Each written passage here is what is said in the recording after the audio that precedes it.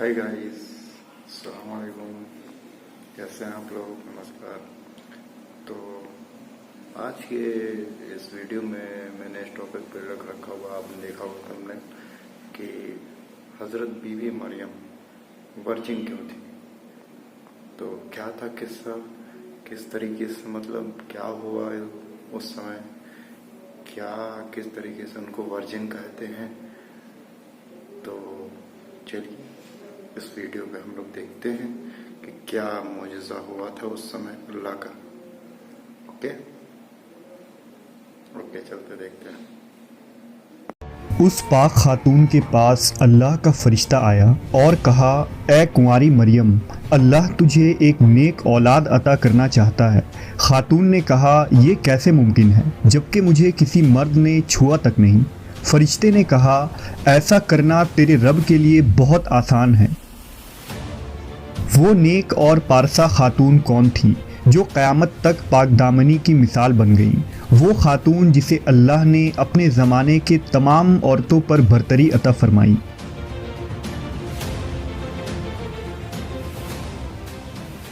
हज़रत बीबी मरियम अलैहिस्सलाम के वालिद का नाम इमरान और वालिदा का नाम हन्ना था। हज़रत इमरान हज़रत सुलेमान अलैहिस्सलाम की औलाद में से थे और उनकी अहलिया हन्ना दाऊद अलैहिस्सलाम की औलादों में से थी। हज़रत इमरान बनी इसराइल में बड़े आबिद, जाहिद और आलिम थे, इसलिए मस्जिद अक्सा की इमामत लोगों ने आपके सुपुर्द की हुई थी। हज़रत हन्ना के यहाँ औलाद न थी। एक रोज़ आपने एक दरख्त के साए में एक चिड़िया देखी जो अपने बच्चे से प्यार कर रही थी और उसे दाना खिला रही थी। ये मंजर देखकर आपका दिल भर आया और आपने बारगाह इलाही में औलाद के लिए दुआ की, लिहाजा अल्लाह ने आपकी दुआ कबूल फरमाई। हज़रत मरियम की पैदाइश से कबल आपकी वालिदा ने मन्नत मानी कि अपनी औलाद को बैतुल मुक़द्दस की खिदमत के लिए नज़र कर देंगी। बनी इसराइल के यहाँ ये रवायत था कि जो लड़का अल्लाह की नज़र कर दिया जाता था वो ना शादी करता था, ना दुनियावी मशागिल में दिलचस्पी लेता था, सिर्फ इबादत गाह में खिदमत करता और ख़ुद इबादत में मशगूल रहता था।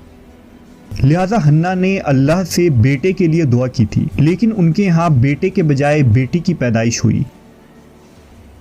हज़रत हन्ना ने लड़की का नाम मरियम रखा। सिरियानी ज़बान में मरियम के माने खादिम के हैं। चूँकि आप मस्जिद अक्सा की खिदमत के लिए वक्फ़ कर दी गई थी, इसलिए यह नाम मौजू समझा गया। हज़रत मरियम की विलादत से कबल ही आपके वालिद वफ़ात पा गए, इसलिए हन्ना ने विलादत के बाद आपको एक कपड़े में लपेट कर बैतुल मुक़द्दस के उलमा के सामने पेश कर दिया ताकि वो उन्हें अपनी किफ़ालत में ले लें। जब हज़रत मरियम बैतुल मुक़द्दस में लाई गईं तो मुजाविरों के दरमियान इख्तिलाफ़ पैदा हो गया। हर कोई खुद को आपका ज़्यादा हकदार समझता था।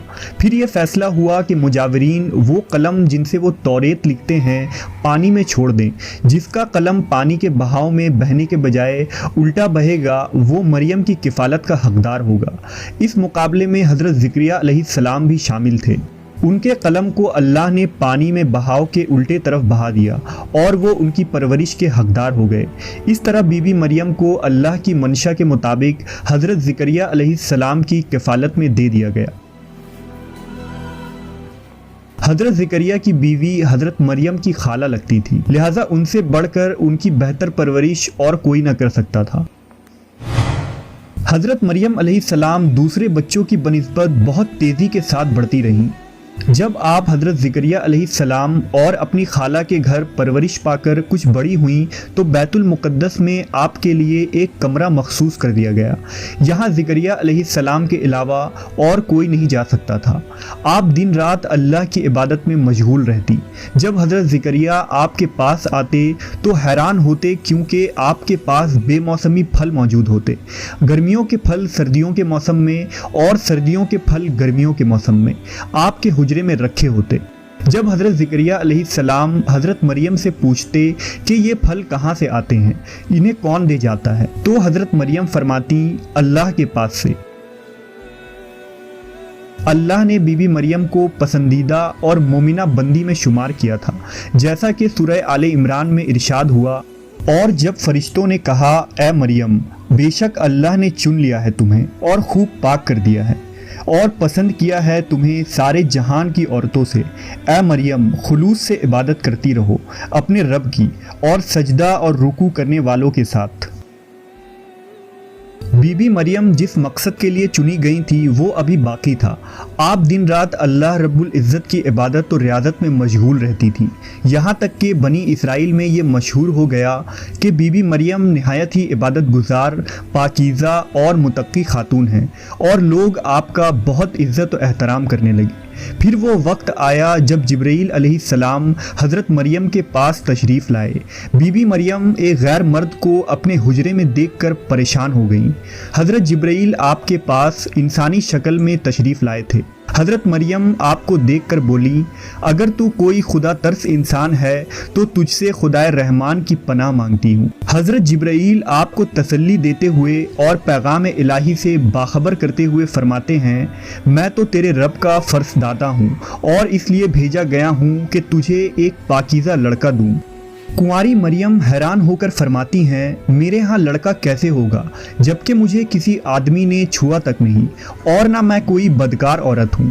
حضرت جبرائیل نے کہا، ایسا ہی ہوگا، تیرا رب فرماتا ہے کہ ایسا کرنا میرے لیے بہت آسان ہے، اور ہم ایسا اس لیے کریں گے کہ اس لڑکے کو لوگوں کے لیے ایک نشانی بنائیں اور اپنی طرف سے ایک رحمت، اور یہ کام ہو کر رہنا ہے۔ حضرت جبرائیل نے بی بی مریم کے گریبان میں پھونک مار دی، جس سے آپ کا حمل ٹھہر گیا۔ جب حضرت مریم حاملہ ہوئیں تو یہ خبر بنی اسرائیل میں عام ہو گئی کہ حضرت مریم حاملہ ہو گئی ہیں۔ اس پر بہت سے لوگوں نے زکریہ علیہ السلام کے گھر آنا جانا بند کر دیا اور آپ پر الزام و بہتان لگانے لگے۔ حضرت مریم بیت المقدس سے نکل گئیں اور دور ایک مقام پر جا کر ٹھہری۔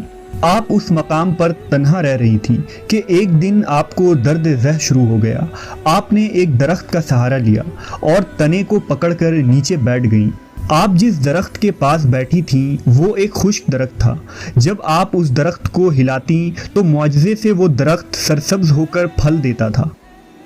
حضرت مریم درد سے بے چین تھیں، بدنامی کا خیال تھا۔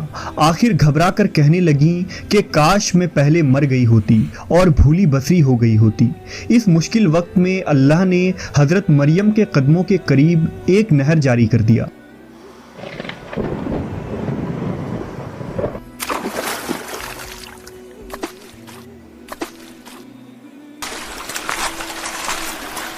اور ندا آئی کہ پانی پیو اور کھجور کھاؤ تاکہ جسم کو تقویت پہنچے، پھر اپنی اولاد کو دیکھ کر آنکھوں کو ٹھنڈک پہنچاؤ۔ اسی عالم میں حضرت عیسیٰ علیہ السلام کی پیدائش ہو گئی۔ آپ اپنے بیٹے کو لے کر قوم کے پاس آئیں۔ قوم کے لوگ آپ کے گود میں بچہ دیکھ کر غضبناک ہو گئے اور الزام لگانا شروع کر دیا۔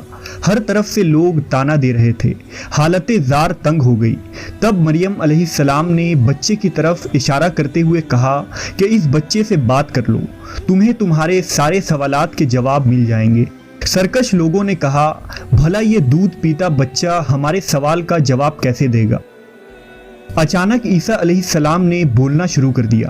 بچے نے کہا، بے شک میں اللہ کا بندہ ہوں، مجھے اس نے کتاب دی ہے اور مجھے نبی بنایا ہے اور مجھے بابرکت بنایا ہے جہاں کہیں ہوں، اور مجھے نماز اور زکوٰۃ کی وصیت کی ہے جب تک میں زندہ ہوں، اور اپنی ماں کے ساتھ نیکی کرنے والا، اور مجھے سرکش بدبخت نہیں بنایا، اور مجھ پر سلام ہے جس دن میں پیدا ہوا اور جس دن مروں گا اور جس دن زندہ کر کے اٹھایا جاؤں گا۔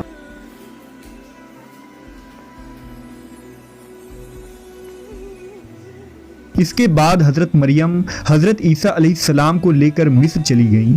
جب حضرت عیسیٰ علیہ السلام کی عمر مبارک 13 سال ہوئی تو بیت المقدس واپس آ گئیں۔ روایتوں میں حضرت مریم علیہ السلام کی تاریخ وفات 35 عیسوی اور آپ کی عمر 51 سال لکھا گیا ہے۔ اسلام کے علاوہ کیتھولک اور آرتھوڈاکس عیسائی بھی حضرت مریم علیہ السلام کو نہایت ہی عقیدت و احترام کی نگاہ سے دیکھتے ہیں، اور آپ وہ واحد خاتون ہیں جن کا نام قرآن مجید میں درج ہے اور بائبل کے پرانے عہد نامے میں بھی موجود ہے۔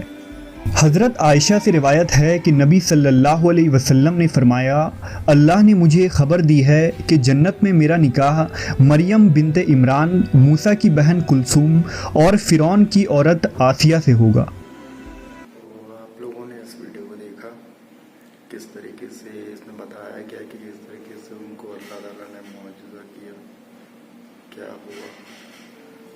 مطلب میں اتنا دیکھ کے حیران ہو گیا کہ بتائیے اللہ تعالیٰ کیا کر سکتا ہے۔ تو آپ لوگ بتائیے کمنٹ کر کے، اپنی اچھی باتیں لکھیں، اس ویڈیو سے آپ نے کیا سیکھا، کیا آپ کو لگتا ہے اس میں، اس ویڈیو سے کیا کیا چیزیں جو ہیں آپ کو اچھی لگی۔ تو لائک، شیئر، کمنٹ ضرور کریے گا پلیز۔ Okay, bye bye.